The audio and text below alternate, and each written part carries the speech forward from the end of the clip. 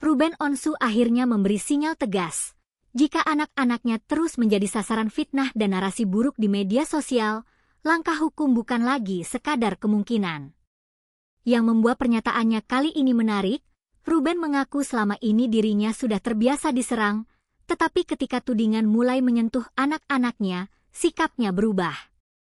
Sebelum kita masuk ke ceritanya, kalau kalian ingin terus mendapatkan kabar terbaru seputar selebriti Indonesia, jangan lupa like video ini, tuliskan pendapat kalian di kolom komentar, dan subscribe channel ini. Sekarang, kita masuk ke pernyataan Ruben yang menjadi sorotan. Ruben Onsu kembali mengambil sikap terhadap sejumlah akun media sosial yang dinilai terus menyudutkan dirinya dan keluarganya. Presenter berusia 42 tahun itu menyoroti salah satu akun media sosial yang diduga sengaja menggiring opini buruk, bukan hanya tentang dirinya, tetapi juga tentang anak-anaknya. Disinilah persoalannya menjadi lebih serius. Ruben mengatakan, dirinya mungkin masih bisa menghadapi berbagai serangan yang ditujukan kepadanya. Namun, ketika anak-anak ikut diseret ke dalam narasi tersebut, Ruben merasa dirinya harus mengambil posisi sebagai orang tua. Menurut pernyataannya saat ditemui di Bogor, Jawa Barat, Ruben menegaskan bahwa kalau dirinya yang diserang, dia merasa masih bisa melawan. Tetapi ketika anak-anak yang menjadi sasaran, menurut Ruben, dirinya yang harus mengambil tindakan.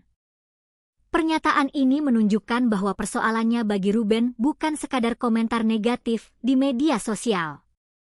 Dia juga mengaku sudah terbiasa menjadi sasaran fitnah dan tudingan miring dari warganet. Berbagai tuduhan mengenai kejadian-kejadian buruk yang sebenarnya tidak berkaitan dengannya, menurut Ruben, sudah bukan sesuatu yang benar-benar baru. Namun ada satu hal yang membuat sikap Ruben kali ini berbeda.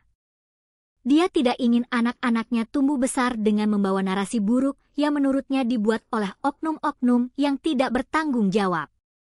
Artinya, yang ingin dia lindungi bukan hanya nama baik dirinya saat ini, tetapi juga bagaimana anak-anaknya memahami berbagai pemberitaan dan tudingan ketika mereka semakin dewasa.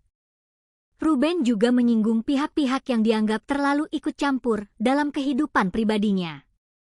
Dia mempertanyakan mengapa ada orang yang merasa lebih mengetahui kehidupannya dibandingkan dirinya sendiri. Pertanyaan itu kemudian menjadi bagian penting dari pernyataan Ruben, karena menurutnya, kehidupan pribadi seseorang tentu tidak bisa disimpulkan hanya dari potongan informasi atau narasi yang beredar di media sosial. Lalu, apakah Ruben benar-benar akan membawa persoalan ini ke jalur hukum? Dari pernyataannya, Ruben memastikan bahwa langkah hukum akan diambil apabila serangan dan fitnah terhadap anak-anaknya terus berlanjut. Namun, berdasarkan informasi yang tersedia dalam pemberitaan ini, belum ada rincian mengenai akun mana yang akan dilaporkan, bentuk laporan seperti apa yang akan ditempuh, maupun kapan langkah hukum tersebut akan dilakukan. Karena itu, penting untuk membedakan antara pernyataan tegas Ruben mengenai rencana mengambil langkah hukum dengan proses hukum yang benar-benar sudah berjalan. Yang jelas, sikap Ruben menunjukkan bahwa batas toleransinya semakin jelas. Selama serangan hanya ditujukan kepada dirinya, dia mengaku masih bisa menghadapi. Tetapi ketika anak-anak ikut menjadi sasaran, Ruben memilih untuk tidak tinggal diam. Kini publik tentu akan menantikan perkembangan berikutnya. Apakah persoalan ini akan berhenti setelah peringatan Ruben, atau justru berlanjut ke jalur hukum jika narasi terhadap anak-anaknya terus muncul? Untuk saat ini, yang dapat dipastikan adalah Ruben Onsu telah menyampaikan sikapnya dengan tegas. Dirinya siap mengambil tindakan untuk melindungi anak-anaknya dari tudingan dan narasi buruk yang dinilainya tidak bertanggung jawab. Menurut kalian, apakah langkah hukum memang perlu dilakukan ketika anak sudah ikut diseret dalam konflik di media sosial? Tulis pendapat kalian di kolom komentar.